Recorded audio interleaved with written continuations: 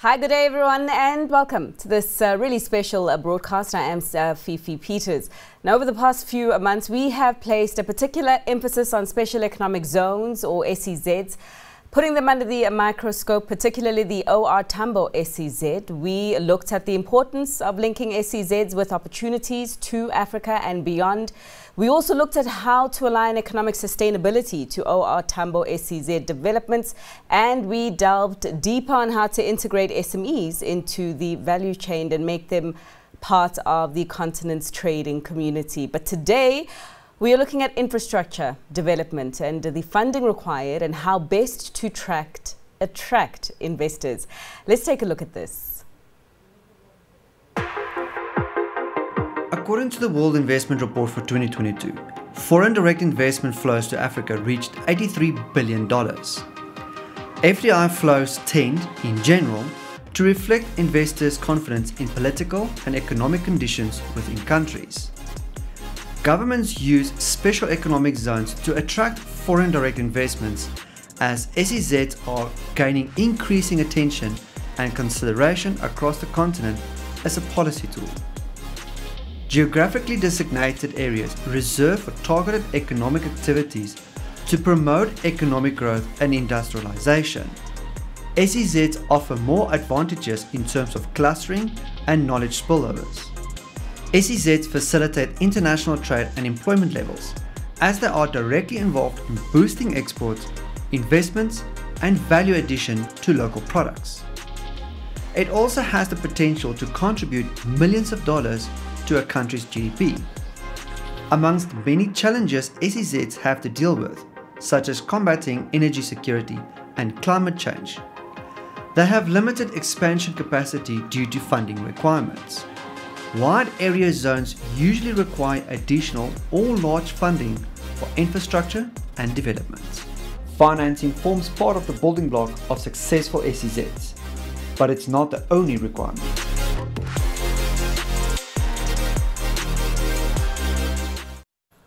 Now, before we get into the meat of the discussion and before you also meet your panelists, I want to remind you as the audience that you can follow this conversation using the hashtags OR Tambo SEZ or SEZ financing, and also remember to @CNBC Africa in on all of your commentary as the conversation does unfold.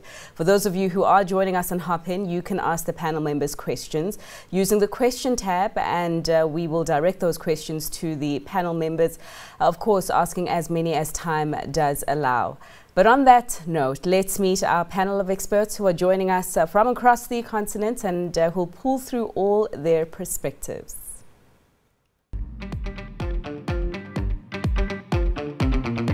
Madai Matika, Chief Investment Facilitator, IDZ. Dinesh Rathi, MD and CEO, Lagos Free Zone. Abiolo Osho, Associate Vice President, Investments at Africa Finance Corporation. Stineka Jensma, Chief Operations Officer at the Special Economic Zones Project Management Unit at the Industrial Development Corporation.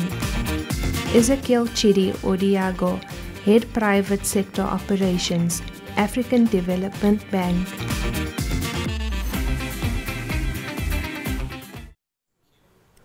Well, getting straight to the conversation. First of all, good afternoon, everyone. Really delighted to have you on the panel this afternoon. I actually want to start off with the operators of SEZs right now. That's Madai and Dinesh.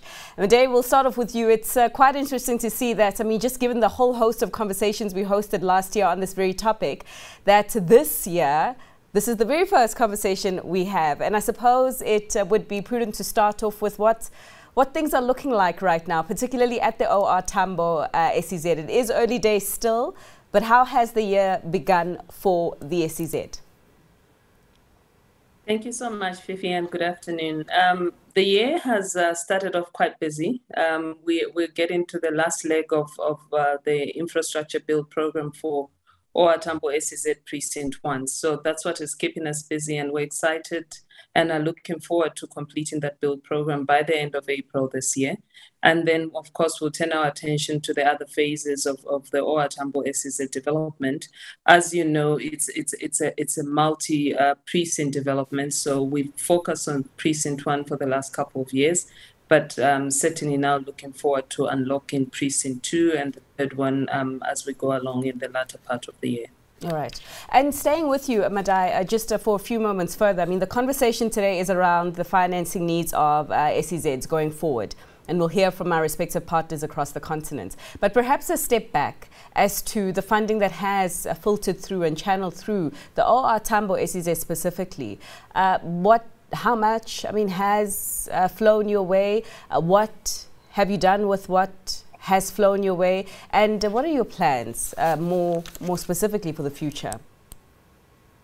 So as far as Precinct 1 is concerned, we've been fortunate to secure government funding for the entire build program.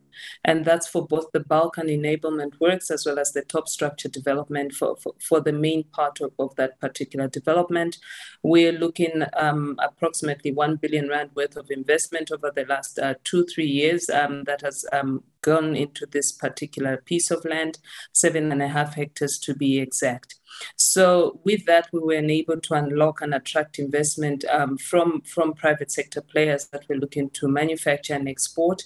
And as a consequence, we're able to deliver, for instance, one of the largest food factories of its kind on the continent, being operational in the SEZ since 2019, and more recently looking to complete the other buildings that will form part of a metal beneficiation cluster that is underway with regards to construction. We obviously now have to turn our attention to the next phases, and yes, that is always funding or financing is always a key discussion, and in fact this morning we're still discussing it. The key being, of course, how do we then secure that additional funding that is necessary for us to unlock the bulk?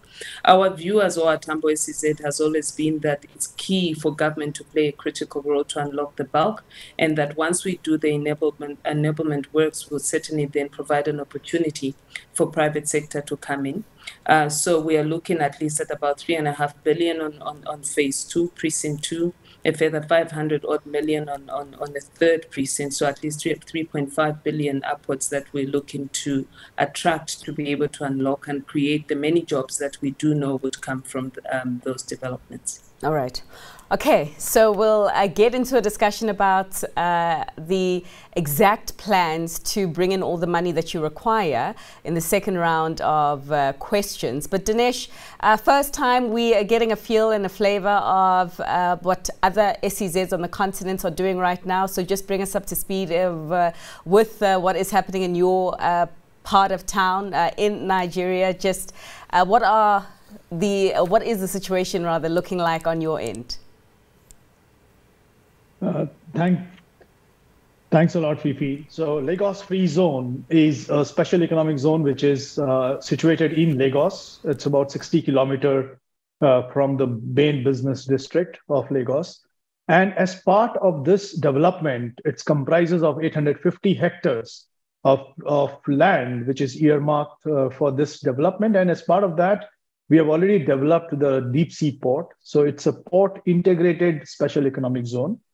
And then apart from that, we have already developed a lot of infrastructure in terms of securing the land, roads, drainages, street lights, building warehouses, standard factories, getting about 24 companies to come and operate, providing the shared support services like a truck park, medical facilities, police station, and a fire station. So all of that has been already put to use. And apart from that, we also have residential housing for people to live and work at the same place. And has it lived up to the expectations when the plans were initially drawn up? Yeah, absolutely. I think, one of the critical pillars of our strategy was to develop the deep sea port, which is well integrated with the free zone.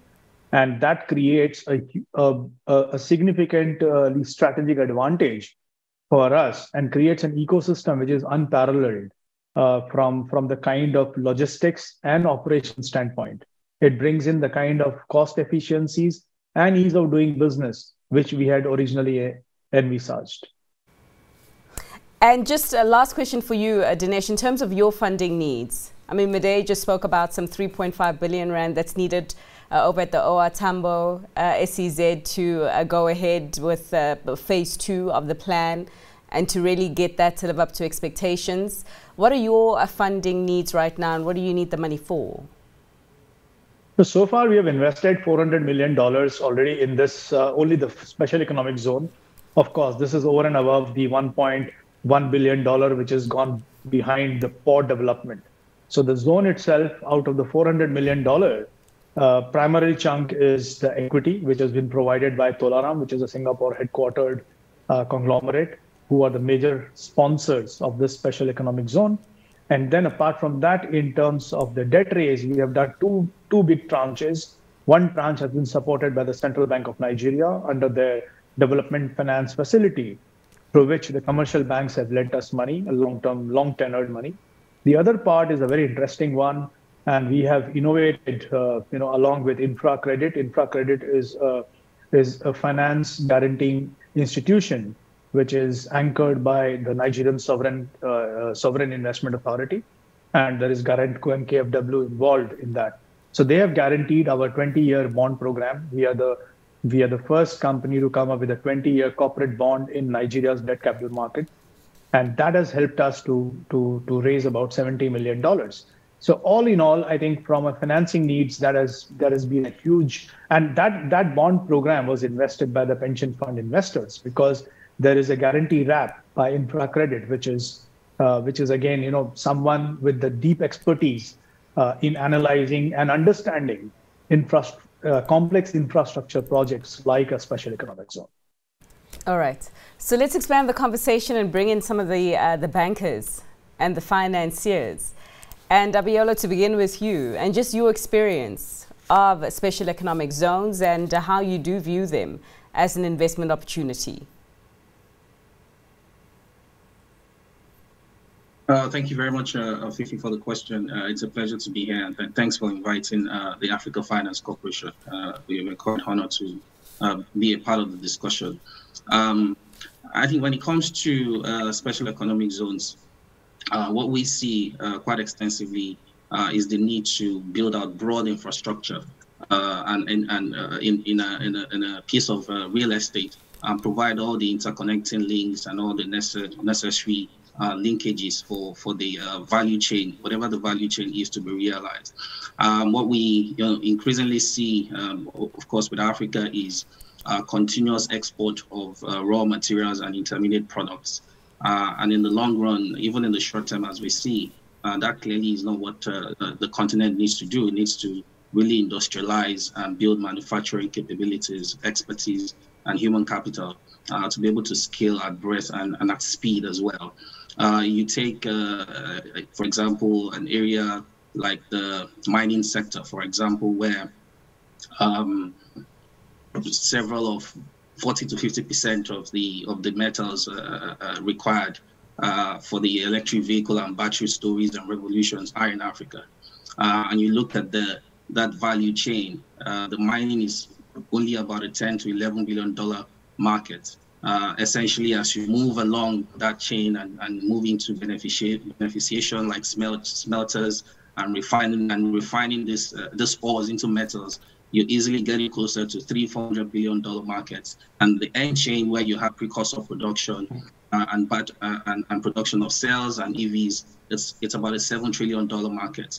So what creating the zones could do for Africa is in two phases. One, I would say, is import substitution.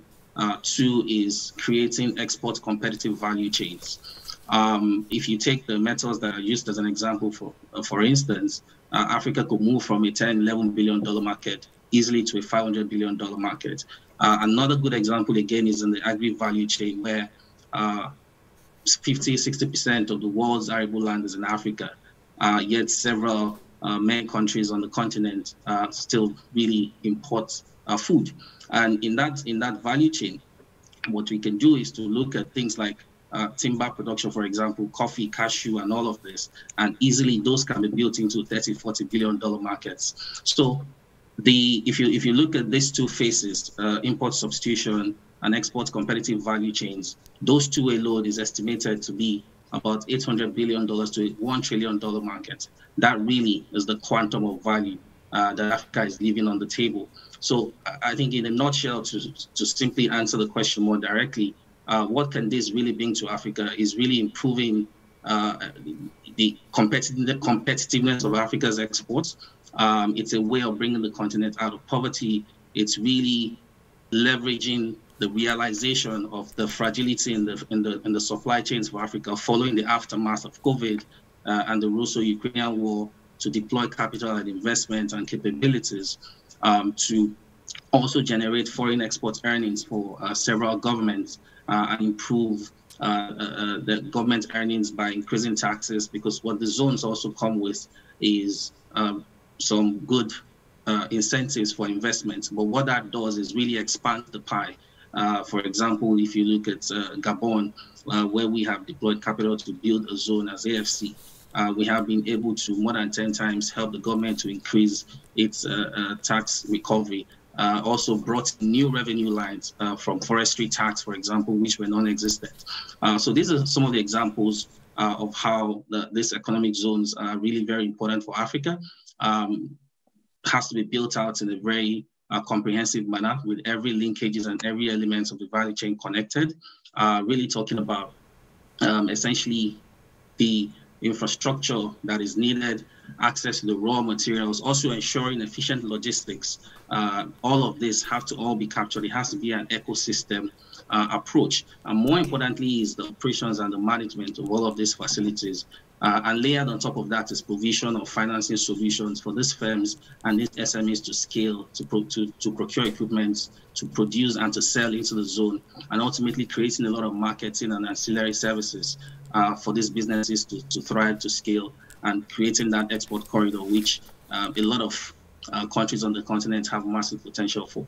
Okay, so you've gone on and essentially motivated and supported the case and the relevance for SEZs as development tools, and particularly as it does pertain to making economies, their respective economies stronger and perhaps even attracting infrastructure. But you have listed perhaps some of the things that need to be worked on: import substitution, creating competitive export value chains, efficient logistics, amongst other things that you have listed, which we will get to. But I also wanted to understand better, as the AFC, what your experience of SEZ have been like so far. You mentioned Gabon, but I do know that you're also doing a bit of work in Togo as well as Benin. Just give us a bit of color of what you have seen in those respective zones. Thank you. That's absolutely correct. So we started out with Gabon. We have very quickly now scaled into Togo and Benin. What we have seen, if I start with Gabon, we invested in the Gabon SEZ in 2016. This was an opportunity that we thought was very commercially and developmentally viable at the time. And what was important for, I would say, laying the right foundation for success in that zone was engaging in the opportunity with the right partner. So we partnered with Olam to build out the Gabon economic zone. Olam at the time had obviously activities in the agri value chain within the country, and there were naturally frictions in their business, and they wanted to vertically integrate to cater to solutions both upstream and downstream of their business to enable their business. And so what we met was a company that was looking to build out a port. Started actually with a discussion to build out a port, a general cargo port. But we very quickly saw the potential in investing across that entire chain, not just in the port, but also in scaling out the economic zone.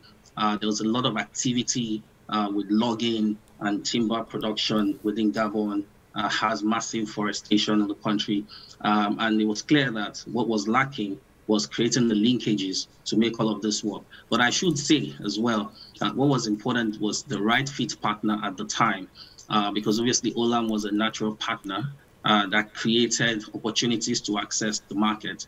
We came in with our expertise to project develop, to structure the transaction, and to deploy capital. So it was a natural partnership, which has worked very well to date. So that's one of the things we found. The other thing which I would say was also has been largely responsible for the success there is the willingness of the government to collaborate and cooperate. You need the right regulations, you need the right fiscal environment for this to thrive. Gabon had placed a ban on export of timber, and that helped to ensure that there was flow of traffic towards the zone. Obviously, that's been massively successful. As I mentioned, Gabon has since doubled its exports of in the wood industry, and no longer exports timber, but now is one of the largest exporters of veneer and plywood. Sure. And we now leverage that experience to build out further zones in Benin and Togo, which have just come into operations, focused on the cashew and the cotton value chain. And pretty much similar experiences there, the right fit partner, the right government that was willing and ready to provide the enabling environment. And that's why we are also on the cusp of recording, hopefully, the similar successes in those two regions. These are also two countries that are very prolific for this production of cotton and cashew. And really, a lot of SMEs were operating there, who were lacking the ability to put their products into the market. And that's what we're creating in those two countries. All right. Time is of the essence. I'm told that it's going quite quickly, and we still haven't heard from our other two speakers. So, Ezekiel, just to bring you in right now, the African Development Bank, when you and I, or a few of us actually, when we had a discussion prior to this panel, you said that there was no question about the potential of special economic zones, and yet we continue to have a conversation around funding and why not enough funding is going and rushing into these SEZs, in which you say there's no question about their respective potential. Just your experience then of SEZs as the African Development Bank. Yeah, thank you very much, Fifi, for and also Houghton IDZ for inviting me to this presentation. I think it's a very important topic, important in many ways because we have experienced the whole element of COVID and what that has done to global value chains, and the vulnerability is left Africa. Africa at the moment imports a food import bill is about 35 billion a year. That's absolutely unsustainable, particularly in a context where Africa has over the most largest arable land in the world, basically, is in Africa.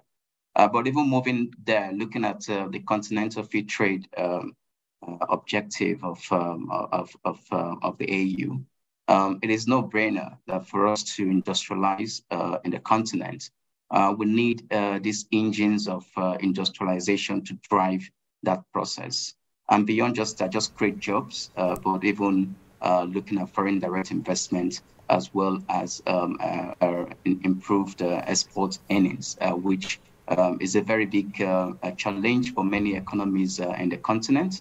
As we all know, many economies in the continent face a lot of stress when it comes to devaluation of their or diversification of their export revenues, and that's having huge impact on the currency side of things with devaluation of many local currencies across the continent. So the more you're able to actually trade and engage and generate revenue, the better even for your monetary system. So SEZ present a unique opportunity to actually drive that.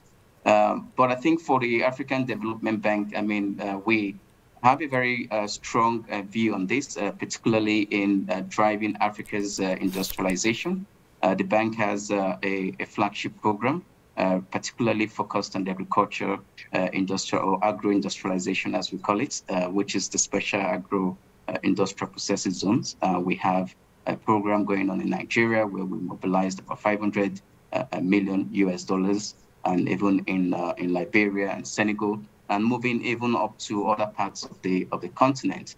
But beyond just the financing, the enabling environment issues are absolutely critical to get right and get the right financing structure right. I very much like what Danish said about looking at innovative financing mechanisms around this. It is very clear that the fiscal space of governments are very, very limited, and particularly in the context that we live in. So governments cannot really fund or drive the competitiveness of SEZ. A lot of that would have to come from the private sector. And I think having innovative financing solution would enable that to unlock that capital to happen.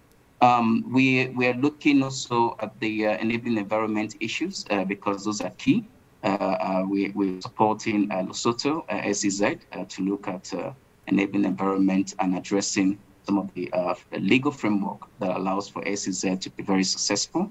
We're also doing the same in Gabon, and we actually looked at a project there called PADEC, where we supported in enabling environment up to the tune of about 62 million euros. It was actually about 74 or 75 million euros a transaction. So the bank is key on driving this, but I think in just stepping back to allow and unlock capital, we need to get the design right. And I think this is where the challenge has been. If you look at the prospect of SEZ globally, globally, when we just say zones, it's about 5,400 zones globally. Africa has about 235 of those scattered across the continent, across 37 countries. So, but the question is, are these 235 been sustainable? Have they been able to achieve the objective? Have they been able to drive growth, not just growth in terms of export, but linkages when it comes to domestic value chains, and also using that as a way to drive inclusive growth within countries, because that's also an important element. But I think what we've seen is a big challenge in terms of isolated enclaves, and I think it's important to change that narrative and see how we can reposition SEZ. And if we do that, then the capital definitely will flow in. So let me stop here. Yes, for a second, because I've got a follow-up question for you. What do you make of the SEZs here in South Africa? I mean, you spoke a little bit about what the bank was doing and your experience in other parts of the continent. But what about here in South Africa, and specifically the OR Tambo SEZ? Yeah, thank you. I think that's a very good question. I think, according to UNCTAD, you have about 11 SEZ in South Africa. Now, Matik can correct me.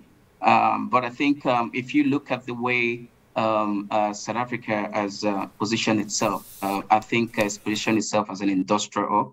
So to be able to drive that national advantage to the rest of the continent, I think SEZ becomes very, very critical. And I very much like the positioning of the OR Tambo IDZ because normally one of the critical factors with SEZ, and as also described by Danish, is that they are really, when they're located in a very major transport node, then it then helps to drive a number of those activities. As OR Tambo Airport is one of the, if not the most busiest airport globally, in Africa, and also, with a very strong role to play even in the SADC region as well. So I think the whole element of looking at how we can improve SEZs in South Africa would be basically how we look at the long-term vision.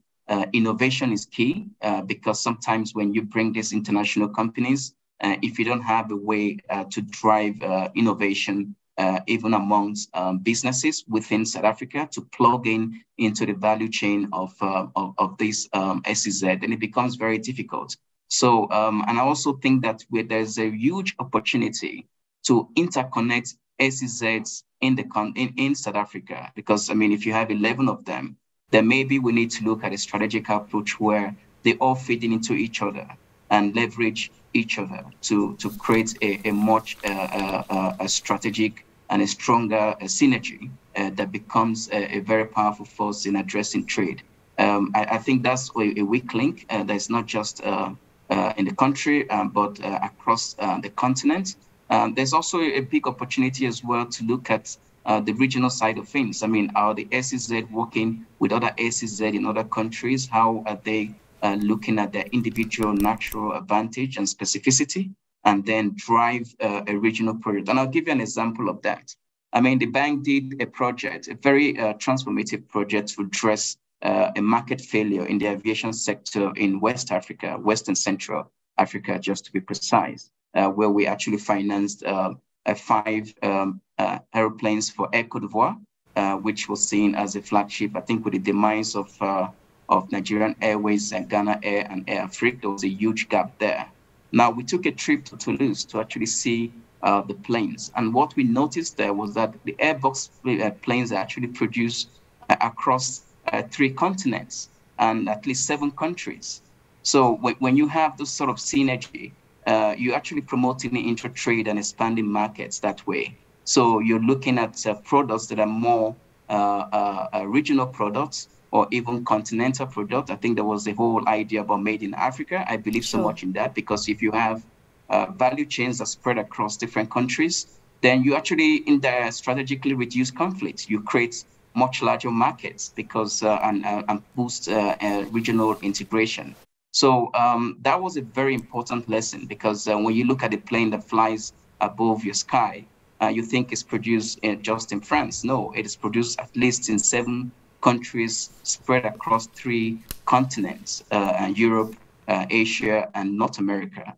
I think that's a strategic element that we need to take, and MDBs can support, particularly at the continental level, to see how do we look at this SEZ in a more strategic and in a more in the context of the inter-African free trade area, and see where we can drive comparative advantages or national advantages amongst this SEZ to boost growth, but also boost the intra-African trade volumes, which at the moment is about 17%.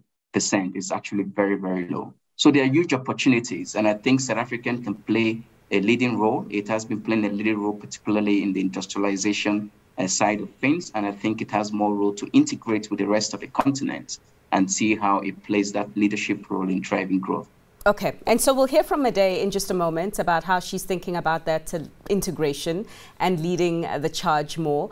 But Stideke, last but not least, your introductory remarks here, because your fellow colleagues in the finance space have both agreed that SEZs are very much relevant for the development agenda on the continent. A few things that need to be fixed, a few nuggets that need to be put in the right place for them to perhaps rise further to their potential. Anything that you'd add in terms of your experience as the Industrial Development Corporation?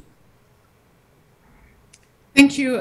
So much has been said. You know, there's a wealth of knowledge on this panel, and it's very interesting.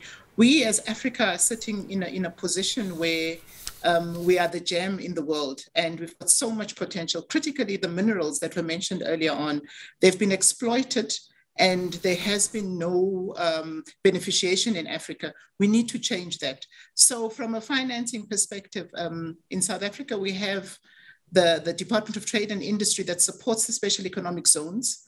And these are supported in various ways. Critically is with the infrastructure development, but then the IDC plays a critical role in the industrialization component. And we have had a lot of talk here in terms of what Africa can do in industrializing and beneficiating what we have. The number of economic zones in South Africa straddle across the board. We've got automotives, we've got agro-processing, we've got logistics, clothing, leather and textile, white goods. You know, all of these are industrial products that can be manufactured and exported throughout Africa. A number of the SEZs are based at ports. We've got Musina SEZ in Limpopo, which is very close to Zimbabwe. How do we leverage that to ensure that whatever is happening between Zimbabwe, South Africa and Mozambique within that corner to get off the ground? So the IDC has been looking beyond just the industrialization, but also how do we enable the special economic zones themselves to grow their region? Right now, we've got an issue of energy security. It's a problem in South Africa, but it's a problem in other areas as well. How do we use what we've got? So much sun, we've got wind, we've got gas, lots of gas coming from Mozambique. Can the SEZs actually be positioned to support not only the SEZ itself, but the region around the SEZ? And the IDC is poised to come in and support that in collaboration with the Department of Trade and Industry. We know that the SEZs, I'll talk about the SEZs throughout the country, have stimulated the economy. We have a huge number of jobs, over 20,000 jobs in some of these SEZs, investments of over 165,000 investors, and over 21 billion in terms of investments. So this is a tool that we can use as a country. It's a tool that Africa can use as well to grow the economy. Without industrialization, the growth in the economy will be limited, and we have not exploited it much. South Africa is positioned and willing and able to work with the countries around it.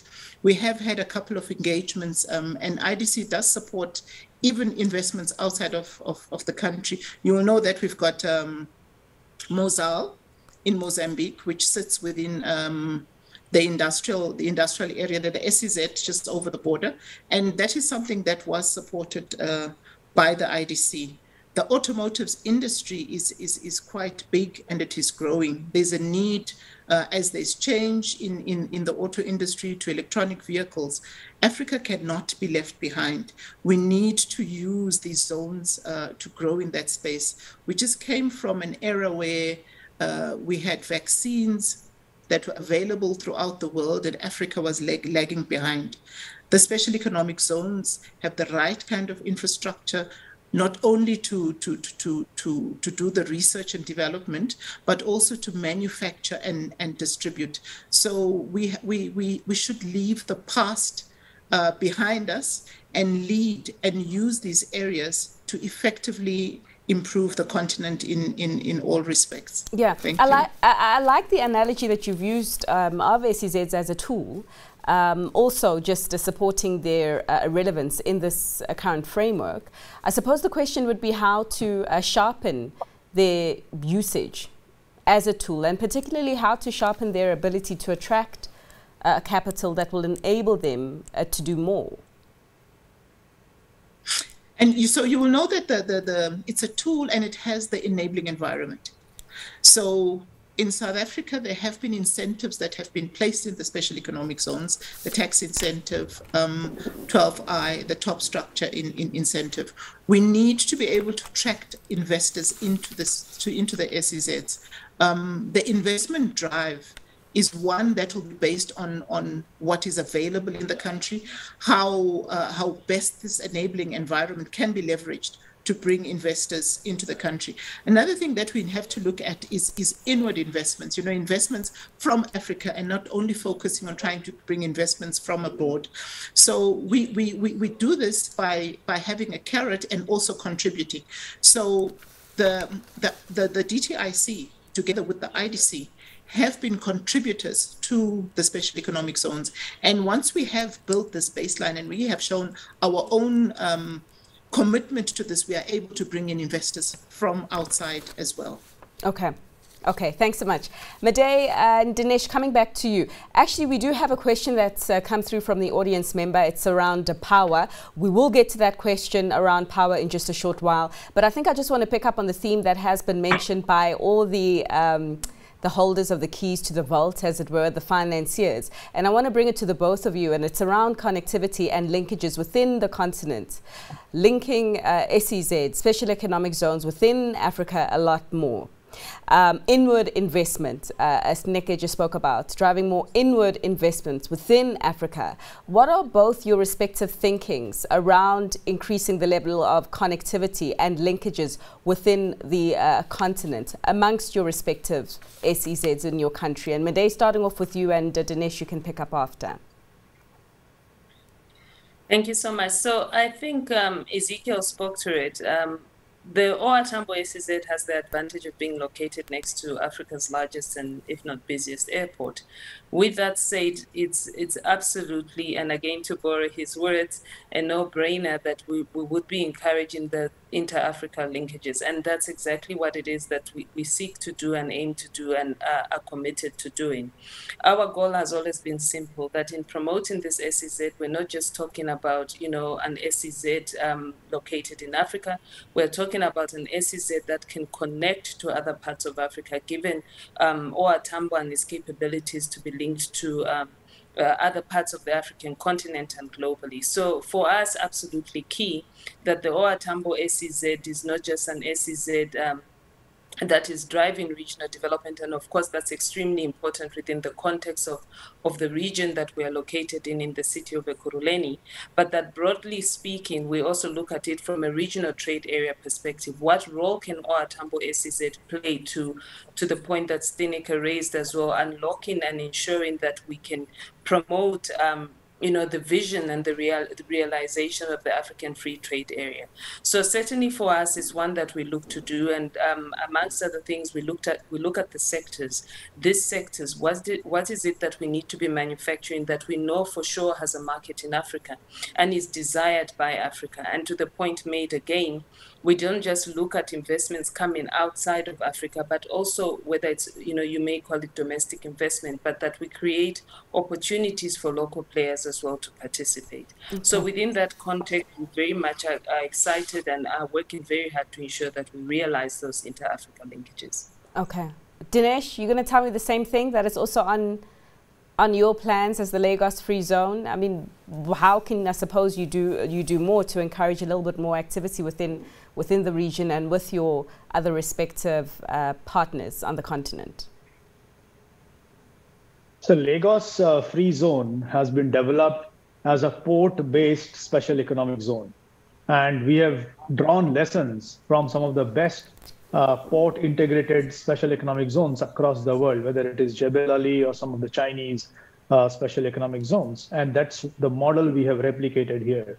And this very fact that Lagos Free Zone is deeply integrated with Lekki Deep Sea Port, which is one of the deepest ports on the West African coastline.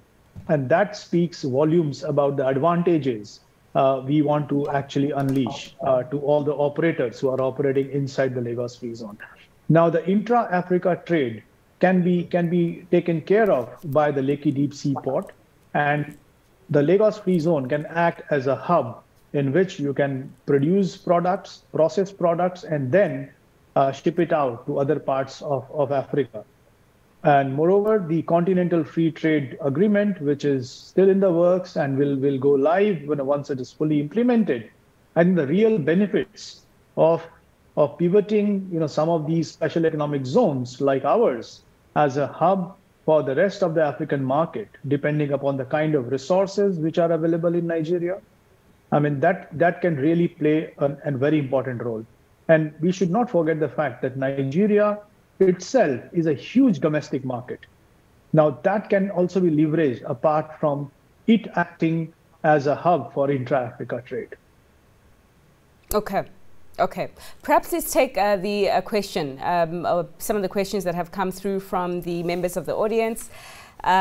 Feel free to continue sending more questions our way. Made, I think it's specifically for you. It's around power, as I mentioned earlier.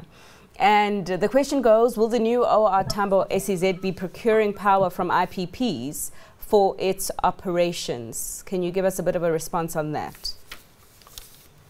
So one of the things that we are working on is a mixed energy model, and I think it's safe to say that every business in South Africa should be looking along those lines.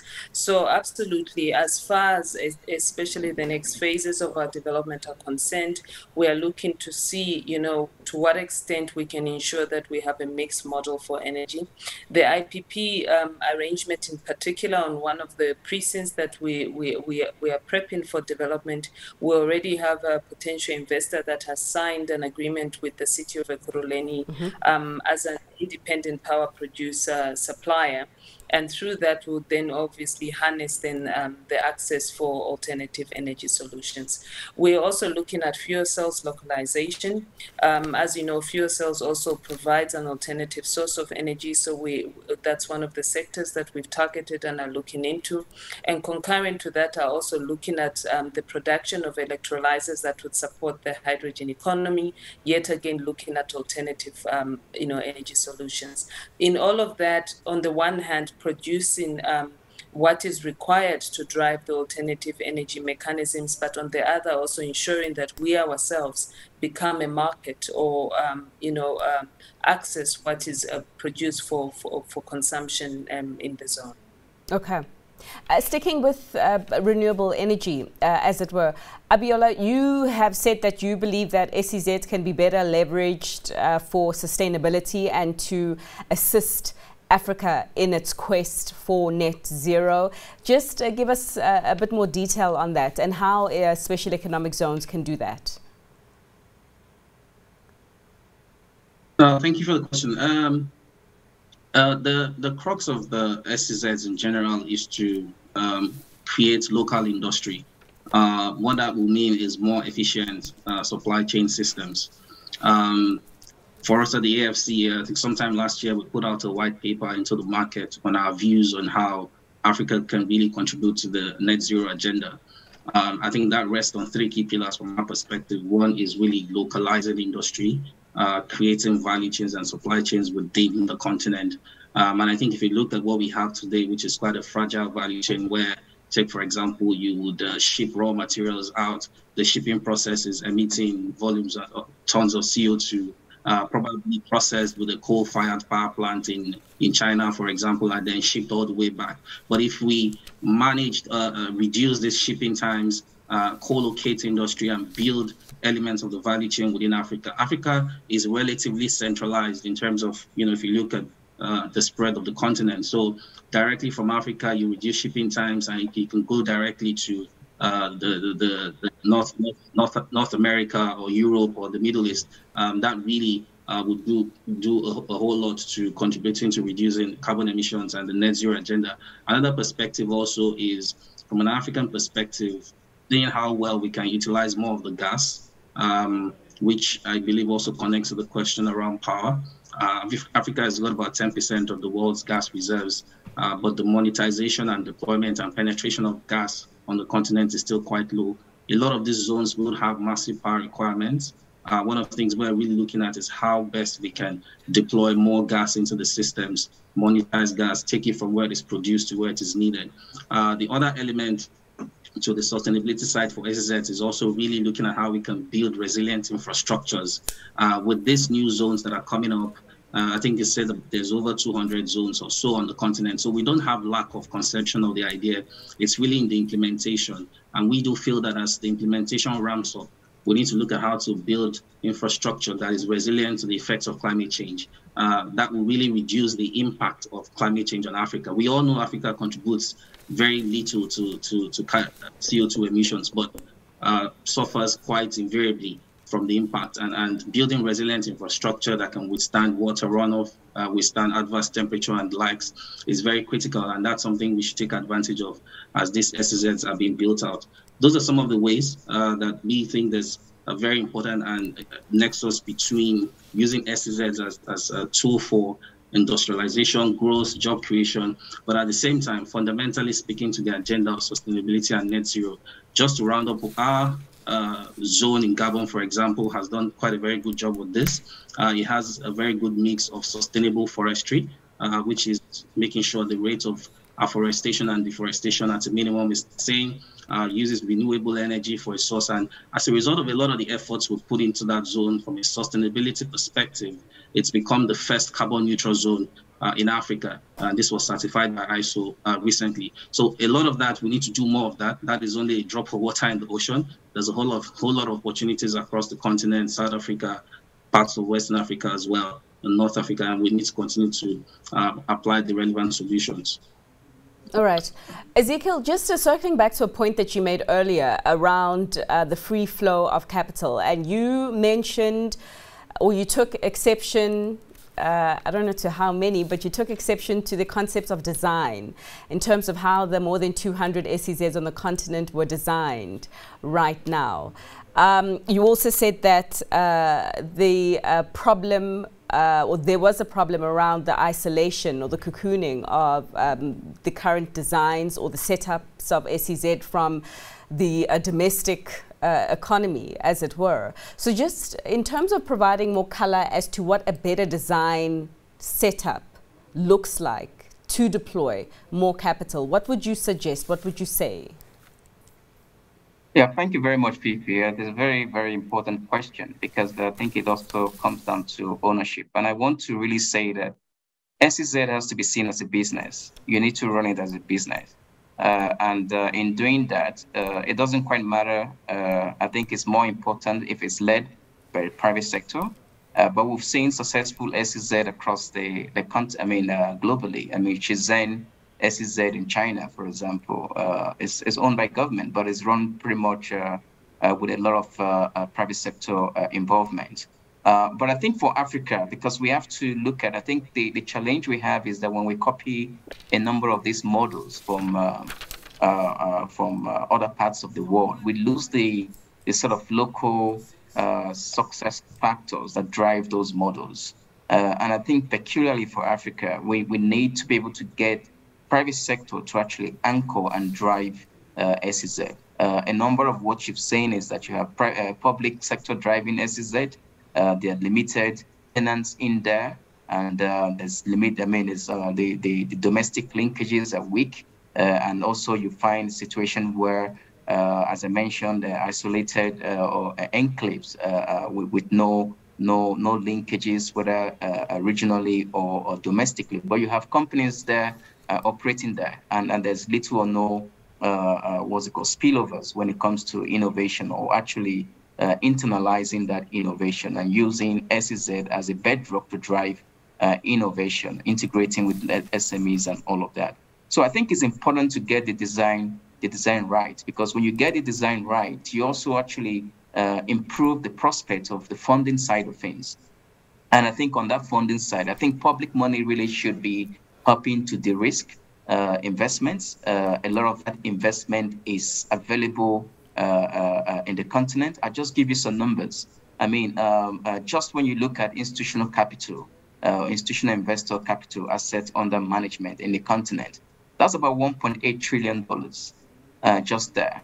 And this is obviously from South Africa, moving down to the last end of the, I mean, the two major markets there are basically South Africa and Nigeria, with the two largest sort of pension fund industry. But also you look at also other new forms of possible investments. I think SEZ can actually be a way of driving diaspora investments because it provides very clear pathway as to what the funds are being used for, how they drive growth. And if you run SEZ as a business, then it improves the prospects of how you deal with the other commercial aspect of it. Mobilizing from the capital market is also another key area as well. And I think the lessons from the niche in Nigeria is a good pointer to that. Sure. Just to speak to the other issue that you mentioned with regards to, I think, forgotten what that point is now, if you remind me. But I think to speak to how the cocooning, we can actually... It was the cocooning and the perceived isolation of SEZ from everyone else. Yeah, absolutely. I think we have to look at industrial growth. I mean, inclusive growth, sorry. Inclusive growth is very important. There's no point saying a country is growing at 10% GDP if we're not inclusive in terms of the growth. Growth is something that needs to touch the man on the streets. And I think we all have a challenge of how African countries have failed with that. And when you look at the unemployment numbers, when you look at the divide between the income and levels, there's a big role to play and a big way to actually use SEZ as a way to drive inclusive growth in our economies. And that speaks to the linkages that I mentioned earlier. Okay. Okay. Ezekiel, sorry to interrupt you there. Unfortunately, we're fast running out of time. And I just want to get one last word from Tineke in terms of the money that you just mentioned right now. I mean, that 1.8 trillion US dollars, I hope I jotted it down correctly, with the size of assets under management right now, mainly coming from Nigeria as well as South Africa. So we've got a lot of money. Ezekiel was even talking about diaspora money, sort of pension fund money going in there. Tineke, if you had to leave us with one last word as to how to get a lot more of that money towards the projects that the special zones on the continents are trying to achieve, what would that key takeaway be?